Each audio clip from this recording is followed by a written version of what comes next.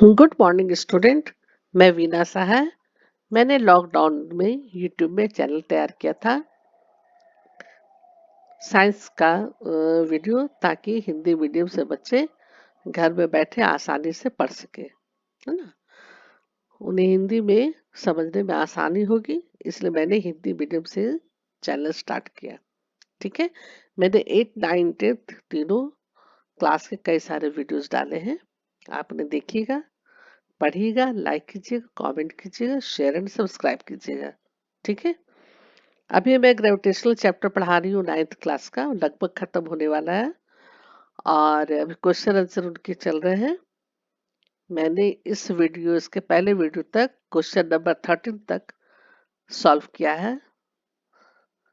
आज मैं इस वीडियो में क्वेश्चन नंबर 14 से स्टार्ट कर रही हूँ। ठीक है, 14th क्वेश्चन से स्टार्ट कर रही हूँ। इसमें केवल मैथ्स न्यूमेरिकल्स हैं। ओके, तो 14th क्वेश्चन है पेज नंबर 161। पेज नंबर 161 का 14th क्वेश्चन। क्वेश्चन क्या है कि 19.6 यानी कि 19.6 मीटर ऊंची एक मीनार की चोटी से एक पत्थर छोड़ा जाता है और पृथ्वी पर पहुंचने से पहले इसका अंतिम वेग ज्ञात कीजिए। ऊंची मीनार की चोटी से एक पत्थर छोड़ा जाता है और पृथ्वी पर पहुंचने से उसका अंतिम वेग यानी कि फाइनल वेलोसिटी ज्ञात करना है। ठीक है, तो सबसे पहले हम देखेंगे कि इसमें क्या क्या दिया हुआ है, क्या क्या नहीं है। हाइट दिया हुआ है, दूरी 19.6 मीटर ऊंची, यानी कि हाइट डिस्टेंस दिया हुआ है। और हमको क्या निकालना है, इसका अंतिम वेग, और प्रारंभिक वेग वह है 0। एक पत्थर छोड़ा जा रहा है, तो प्रारंभिक वेग यानी कि इनिशियल वेग हो गया 0 मीटर पर सेकेंड, और ऊंचाई हो गया, हाइट हो गया, डिस्टेंस हो गया 19.6 मीटर, और त्वरण एक्सलेशन हो गया 9.8 मीटर पर सेकेंड स्क्वायर। अब है कि पृथ्वी पर पहुंचने से पहले उसकी फाइनल वेलोसिटी क्या होगी, वो हमको निकालना है।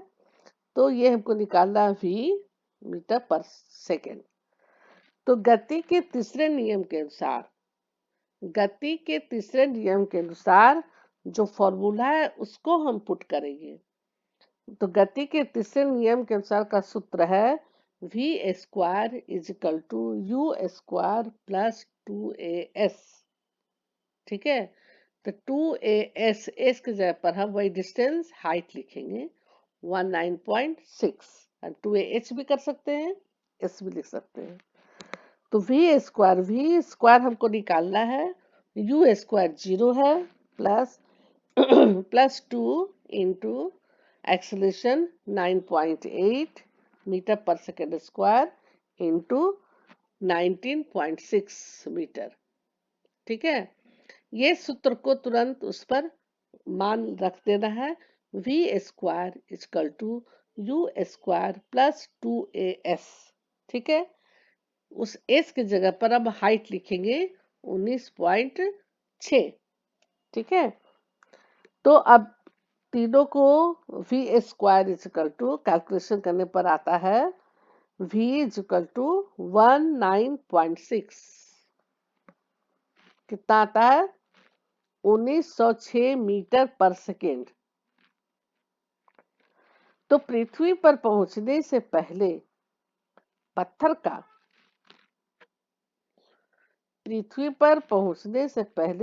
का अंतिम वेग क्या हो गया, 19.6 मीटर पर सेकेंड, है ना। पर पृथ्वी पर पहुंचने से पहले पत्थर का अंतिम वेग होता है 19.6 मीटर पर सेकेंड है। बीच में कैलकुलेशन है, बहुत इजी है। v square is equal to u square plus 2as या 2ah।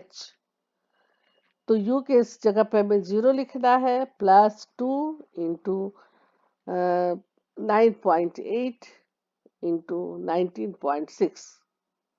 ठीक है, इतना को हम जो गुणा करेंगे, कैलकुलेशन करेंगे, तो आंसर आएगा 19.6 मीटर पर सेकेंड। बस यही आंसर है 14th का। ठीक है, अब 15वां क्वेश्चन है कि कोई पत्थर ऊर्ध्वाधर दिशा में ऊपर की ओर 40 मीटर प्रति सेकंड के प्रारंभिक वेग से फेंका गया। इसमें क्या है, इसमें प्रारंभिक वेग दिया हुआ है ना। अब क्वेश्चन नंबर 14 में प्रारंभिक वेग नहीं था, वह 0 था। प्रारंभिक वेग 0 था 14 क्वेश्चन में। 15वां में क्या है कि ऊपर की ओर 40 मीटर प्रति सेकंड प्रारंभिक वेग से फेंका गया, और जी है 10 मीटर पर सेकंड स्क्वायर लेते हुए ग्राफ की सहायता से पत्थर द्वारा पहुंची अधिकतम ऊंचाई ज्ञात कीजिए। यहाँ पर हमको हाइट निकालना, डिस्टेंस निकालना है, कितनी ऊंचाई तक पत्थर द्वारा पहुंची अधिकतम ऊंचाई ज्ञात कीजिए, और नेट विस्थापन तथा पत्थर चली गई कुल दूरी कितनी होगी। ठीक है, क्या कहता है कि अधिकतम ऊंचाई ज्ञात कीजिए ग्राफ की सहायता से, और नेट विस्थापन तथा पत्थर द्वारा चली गई कुल दूरी कितनी होगी। तो हमको डिस्टेंस में निकालना है कि कितना दूरी तक गया, और ऊंचाई ज्ञात करना है। ठीक है, तो सबसे पहले हम देखते हैं कि मेरे पास क्या क्या दिया हुआ है। दिया हुआ क्या है, 40 मीटर प्रति सेकंड प्रारंभिक वेग, यानी कि u दिया हुआ है ना। इनिशियल वेग दिया हुआ है, पत्थर का प्रारंभिक वेग 40 मीटर पर सेकंड u। ये क्वेश्चन है ना, 40 मीटर पर सेकंड दिया हुआ है u, और एक्सेलरेशन दिया हुआ है g 10 मीटर पर सेकंड स्क्वायर। गुरुत्वाकर्षण चैप्टर है ना, हम लोग हर जगह जी से लिखेंगे। सूत्र में हम ये लिखे हैं 2as, लेकिन कोई दिक्कत नहीं है, यहाँ पर एक्सलेशन ही हुआ, तो यहाँ पर इसको मानेंगे हम 9.8, और यहाँ दिया हुआ है 10 मीटर पर सेकेंड। इसको करने में आसानी होती है, सुविधा होती है। तो यहाँ पर 10 मीटर पर सेकेंड स्क्वायर दिया हुआ है, तो ये एक्सलेशन हो गया। और ऊंचाई हमको निकालना है कि कितना ऊंचाई है, मीटर में निकालना है। और अधिकतम ऊंचाई पर वेग v is equal to 0 metre per second है ना। प्रारंभिक वेग इतना दिया हुआ है, और अंतिम वेग, अधिकतम ऊंचाई पर का वेग है 0 मीटर पर सेकेंड। क्योंकि पत्थर गुरुत्वीय बल के विपरीत दिशा में जा रहा है, पत्थर जो है ऊर्ध्वाधर दिशा में ऊपर की ओर 40 मीटर पर सेकेंड के प्रारंभिक वेग से फेंका गया है, तो इसलिए हम यहाँ पर क्या लिखेंगे, विपरीत दिशा में है तो माइनस लिखेंगे, है ना। एक्सलेशन की जगह पे हम वहां पर माइनस लगाएंगे, क्योंकि ऊर्ध्वाधर दिशा में वो जा रहा है, विपरीत दिशा में जा रहा है, इसलिए।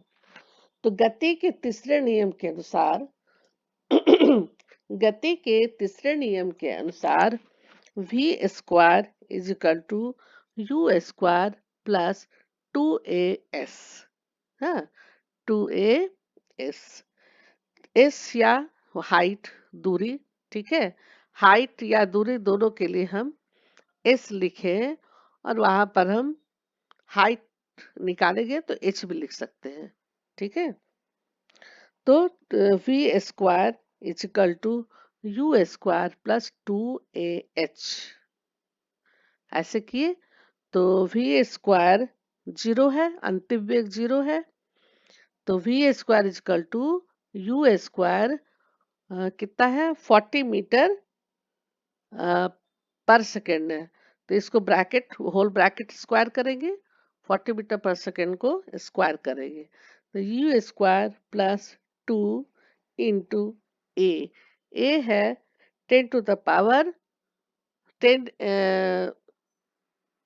मीटर पर सेकेंड स्क्वायर, है ना। तो यहाँ पर हो जाएगा ब्रैकेट में -10, ऊर्ध्वाधर दिशा में है इसलिए हम लिखेंगे 2 इंटू ब्रैकेट में -10, ठीक है, 10 स्क्वायर या सिर्फ 10 इंटू h, हमको हाइट निकालना है।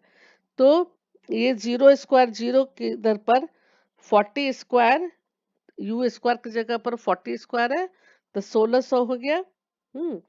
तो 40 स्क्वायर माइनस 10 टू ये 20 हो जाएगा, और h height 20h is equal to 40 जब हम सॉल्व करेंगे तो हाइट मिलेगा 80 मीटर, 80 मीटर, ठीक है, 80 मीटर यानी कि 80 मीटर हाइट तक, ऊंचाई तक पहुंचती है, 80 मीटर ऊंचाई तक पहुंचती है पत्थर, 80 मीटर ऊंचाई तक पहुंचती है वो पत्थर, और वापस अपने प्रारंभिक स्थान पर आ जाता है, तो नेट विस्थापन 0 हो जाता है, नेट डिस्प्लेसमेंट यानी कि नेट विस्थापन 0 हो जाता है, 0 है, नेट विस्थापन 0 है, तथा पत्थर द्वारा चली गई दूरी जो है वह 80 मीटर ऊंचाई तक जाता है, और उतनी ही वह लौटकर नीचे आता है, ठीक है, 80 मीटर वह ऊपर की ओर जाता है और उतनी ही लौटकर वापस आता है, तो कुल दूरी मिला के हो गई 80 मीटर और 80 मीटर यानी कि 160 मीटर, ठीक है। तो ये क्वेश्चन बहुत इजी है, नेट विस्थापन 0 है क्योंकि वहीं पर पहुंच जाता है, तो नेट डिस्प्लेसमेंट 0 हो जाता है, लेकिन 80 मीटर की ऊंचाई तक पत्थर जाता है तो उतना ही ऊंचाई से वह नीचे आता है, तो 80 प्लस 80 160 मीटर उसकी दूरी हो गई, है ना, और नेट विस्थापन 0 हो गया, और अधिकतम ऊंचाई 80 80 160, ठीक है।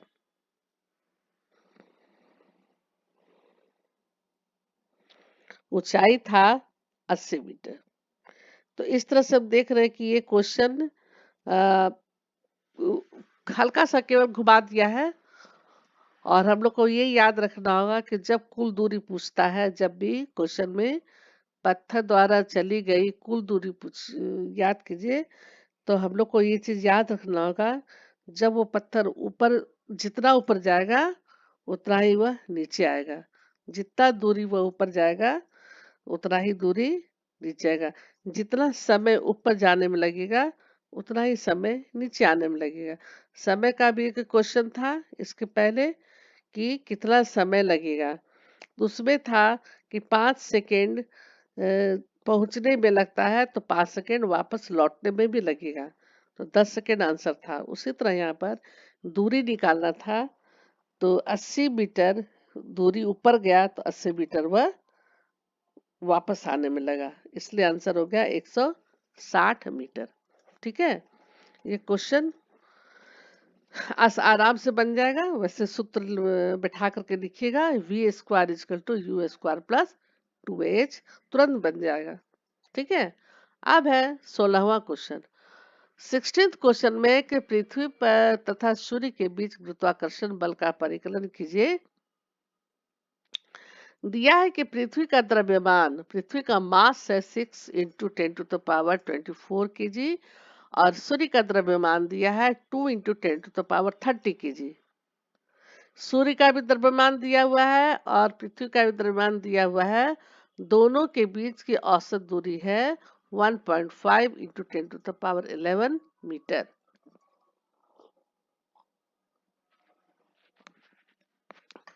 और हमको निकालना क्या है? गुरुत्वाकर्षण बल। पृथ्वी और सूर्य के बीच का गुरुत्वाकर्षण बल का परिकलन करना है। तो सबसे पहले हम देख रहे हैं कि पृथ्वी का द्रव्यमान कितना दिया हुआ है, 6 इंटू 10⁻24 kg। ठीक है। और सूर्य का द्रव्यमान दिया हुआ है, सूर्य का मास है 2 इंटू 10⁻30 kg। दोनों का मास हम लिख लेंगे और दोनों के बीच की दूरी लिखेंगे 1.5 10⁻11 दूरी, यानी कि अब है जी। जी है सार्वत्रिक गुरुत्व स्थिरांक। सार्वत्रिक गुरुत्व स्थिरांक जो है, ग्रेविटेशनल कांस्टेंट है, कैपिटल जी, उसका मान है 6.67। उसका मान बुक में भी दिया हुआ है, पीछे आप पलटिएगा तो बुक में मिलेगा 6.67 इंटू 10⁻11। 6.67 इंटू 10⁻11 एनएम स्क्वायर पर केजी स्क्वायर। ठीक है, एनएम स्क्वायर पर केजी स्क्वायर। ये हो गया जी, ग्रेविटेशनल कांस्टेंट का मान। ठीक है। अब हम यहाँ पर फॉर्मूला लिखेंगे पृथ्वी सूर्य के बीच का गुरुत्वाकर्षण बल, यानी कि gravitational force F is equal to capital G capital M m by r square. यहाँ पर हम लोग को क्या करना है? कुछ नहीं करना है, जी का मान बिठाना है 6.67 इंटू 10⁻11, फिर गुणा करना है, फिर हमको पृथ्वी का द्रव्यमान लिखना है 6.10 पावर 24, फिर गुणा लिखना है, फिर सूर्य का द्रव्यमान लिखना है 2 इंटू 10⁻30।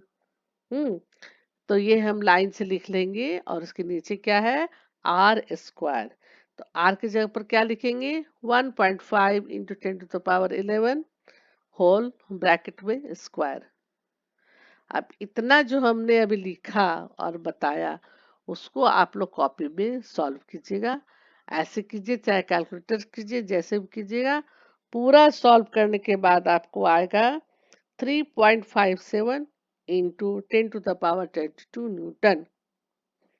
इसमें तो मेहनत लगता है, सॉल्व करने में टाइम तो बहुत लगता है, लेकिन आप लोग कैलकुलेटर से कर लीजिएगा तो उसका आंसर आएगा 3.57 इंटू 10⁻22। ठीक है, 3.57 इंटू 10⁻22 न्यूटन।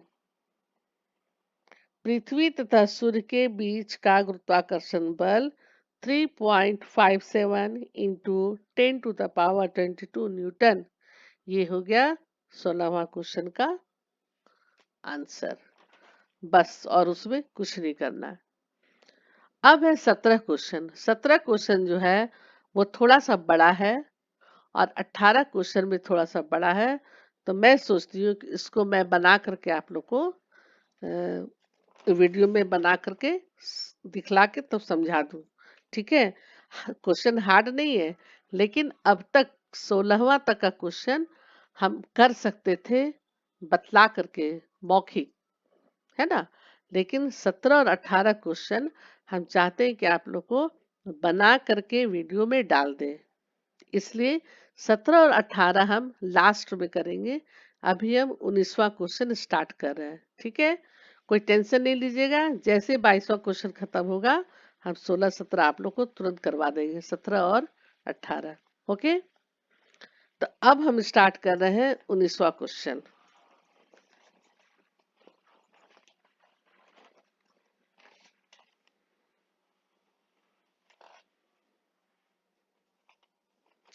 अब है 19th क्वेश्चन। 19th क्वेश्चन में है, किसी द्रव में डुबाई गई वस्तु पर उत्प्लावन बल किस दिशा में कार्य करता है?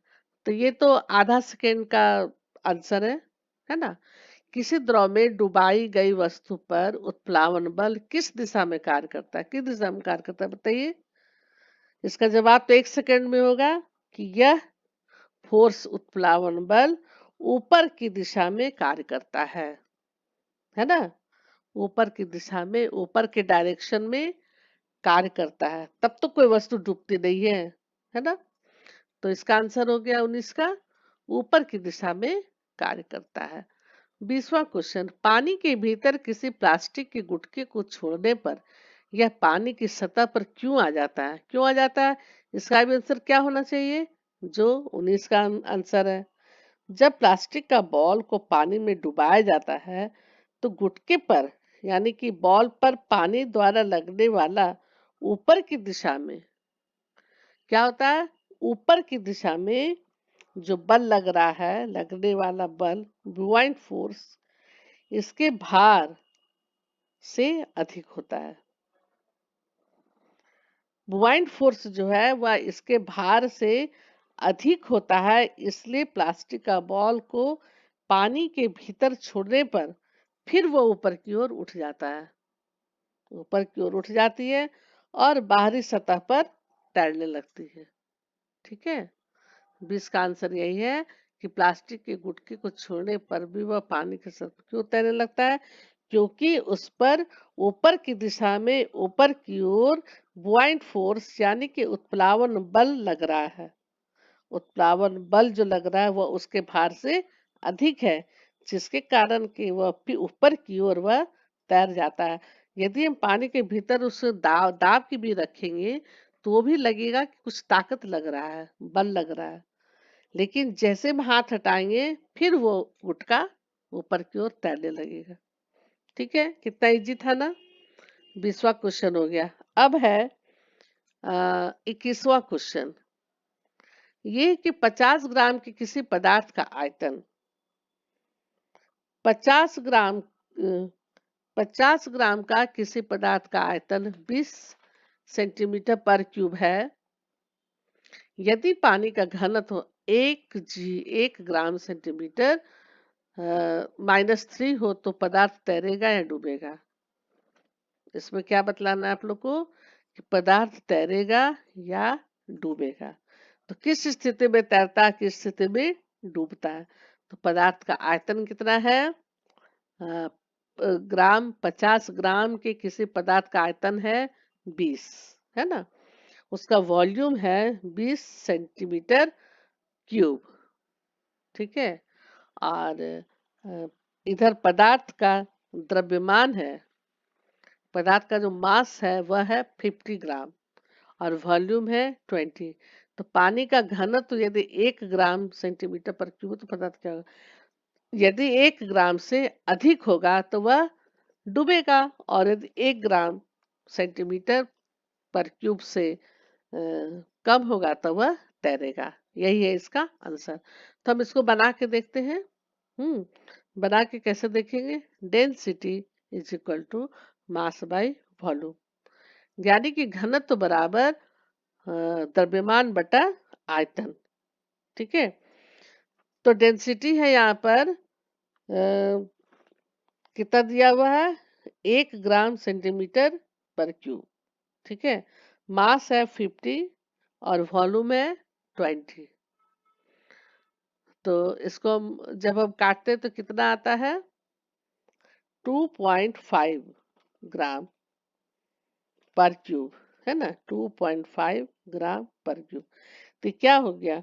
पदार्थ डूबेगा। क्यों? क्योंकि पदार्थ का जो घनत्व है पानी के घनत्व से अधिक है ना। जब हम कैलकुलेशन किए तो कितना आ गया पदार्थ का घनत्व? पदार्थ का घनत्व आ गया 2.5 ग्राम पर क्यूब, और यहाँ पर पानी का कितना दिया हुआ है? मात्र 1 ग्राम सेंटीमीटर पर क्यूब। तो इसका मतलब क्या हो गया कि पदार्थ जो है वह डूबेगा, क्योंकि पदार्थ का घनत्व पानी के घनत्व से अधिक है ना। पानी की डेंसिटी 1 ग्राम सेंटीमीटर पर क्यूब होता है, और यहाँ पर पदार्थ की डेंसिटी है 2.5 ग्राम, इसलिए पदार्थ का डेंसिटी अधिक होने के कारण यह डूबेगा। हो गया क्वेश्चन, बहुत आसान था। अब है 22वां क्वेश्चन। 22वां क्वेश्चन है कि 500 ग्राम का एक मोहरबंद पैकेट का आयतन 350 सेंटीमीटर पर क्यूब है। पैकेट 1 ग्राम सेंटीमीटर पर क्यूब घनत्व वाले पानी में तैरेगा या इसमें भी कितना दिया हुआ है पानी का घनत्व 1 ग्राम सेंटीमीटर पर क्यूब। तो वो तैरेगा या डूबेगा, इस पैकेट द्वारा विस्थापित पानी का द्रव्यमान कितना होगा। पैकेट डालने पर जो पानी विस्थापित होता है उसका द्रव्यमान कितना होगा। अब देखिए इसको हम लोग कैसे निकालेंगे। सबसे पहले देखते हैं कि हमको मास दिया हुआ है, कितना दिया हुआ है 500 ग्राम। ठीक है, एक पैकेट का जो मोहरबंद पैकेट है उसका मास दिया हुआ है 500 ग्राम यानी कि हाफ, और आयतन कितना दिया हुआ है 350 सेंटीमीटर क्यूब पर क्यूब। तो packet packet 1 gram centimetre minus मतलब क्यूब घनत्व वाले पानी में तैरे या डूबेगा। तो हम इसको निकालते हैं तो हम क्या देखते हैं कि 500 ग्राम एम बटा volume, density is equal to mass by volume. तो मास बाई वॉल्यूम यानी कि 500 ग्राम बटा वॉल्यूम 350। ठीक है, तो इसको हम कैलकुलेट करते आते हैं तो आता है 1.42 ग्राम आता है सेंटीमीटर क्यूब। तो 1.42 ग्राम सेंटीमीटर क्यूब आता है, ये होता है। और पानी का डेंसिटी कितना है 1 ग्राम, मात्र 1 ग्राम सेंटीमीटर क्यूब। हाँ, तो यहाँ पर क्या देखते हैं कि यहाँ पर 1 ग्राम से 1.42 ग्राम सेंटीमीटर क्यूब अधिक है।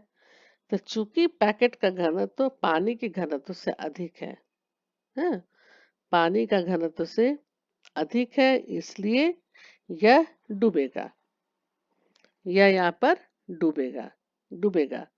अब कहता है क्या कि पैकेट के द्वारा विस्थापित जल का आयतन, पैकेट के द्वारा विस्थापित, पैकेट डालने के बाद जो जल विस्थापित हुआ तो उस जल का आयतन बराबर पैकेट का आयतन।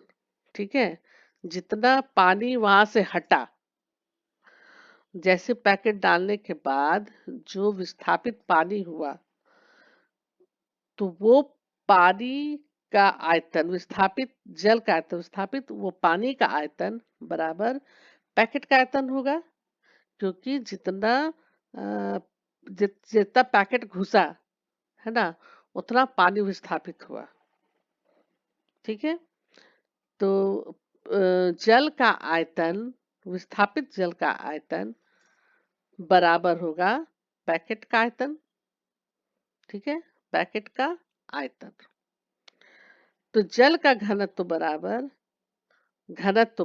क्या हो गया, द्रव्यमान बटा आयतन। जल का घनत्व बराबर द्रव्यमान बटा आयतन यानी कि एम वाई भी। ठीक है, एम वाई भी, तो एम बटा भी। तो जल का घनत्व है 1 ग्राम पर सेंटीमीटर क्यूब। जल का घनत्व हो गया इज इक्वल टू जल का द्रव्यमान है कि जल का द्रव्यमान नहीं, जल का घनत्व हो गया 1 ग्राम सेंटीमीटर क्यूब।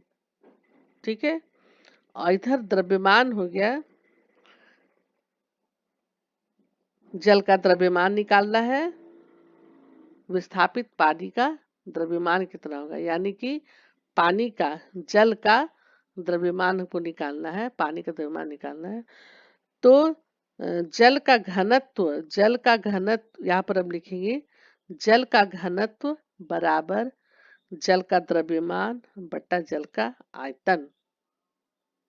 ठीक है, तो जल का घनत्व बराबर दिया हुआ है 1 ग्राम सेंटीमीटर, है ना, 1 ग्राम पर सेंटीमीटर क्यूब, ये दिया हुआ है घनत्व। और यहाँ पर हमको जल का द्रव्यमान निकालना है और नीचे दिया हुआ आयतन, तो आयतन कितना है 350 सेंटीमीटर क्यूब। तो जल का आयतन के लिए हम क्या करेंगे, घनत्व और आयतन को गुणा कर देंगे। ठीक है ना, जल का द्रव्यमान बराबर जल का घनत्व गुने जल का आयतन।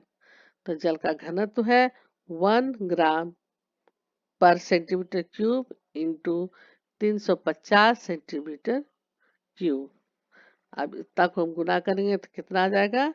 350 ग्राम, है ना। 350 को हम 1 ग्राम से मल्टीप्लाई करेंगे, 1 ग्राम जल के घनत्व से, तो ये आंसर आएगा 350 ग्राम द्रव्यमान। तो द्रव्यमान हो गया मास, यानी कि ग्राम इसको हम व्यक्त करेंगे, और यहाँ पर आंसर हो जाएगा कि पैकेट द्वारा विस्थापित पानी का द्रव्यमान, पैकेट द्वारा विस्थापित जल का द्रव्यमान कितना हो गया? 350 ग्राम, है ना। पैकेट का आयतन जो था वही पैकेट द्वारा विस्थापित पानी का द्रव्यमान हो गया 350 ग्राम।